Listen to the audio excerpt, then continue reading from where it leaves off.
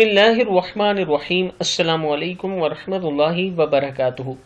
आबिद राजा channel की तरफ से आज मैं अपने दोस्तों को रसूलुल्लाह सल्लल्लाहु अलैहि व आलिहि वसल्लम का एक बहुत ही प्यारा फरमान बताऊंगा।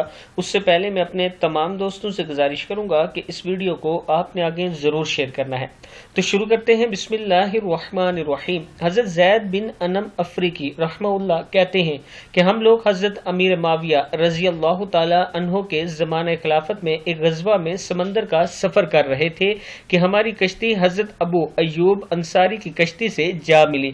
जब हमारा दोपहर का खाना आ गया तो हमने इन्हें भी दावत दी। इस पर हज़रत अबू अय्यूब अंसारी हमारे पास आए और फरमाया, तुमने मुझे बुलाया है लेकिन मैं रोजे से हूँ, फिर भी मैं तुम्हारी दावत जरूर कबूल करूंगा, क्योंकि मैंने हुजूर अकरम सल्लल्लाहु अलैहि व आलिहि वसल्लम को फरमाते हुए सुना कि मुसलमान के अपने भाई पर 6 हक वाजिब हैं।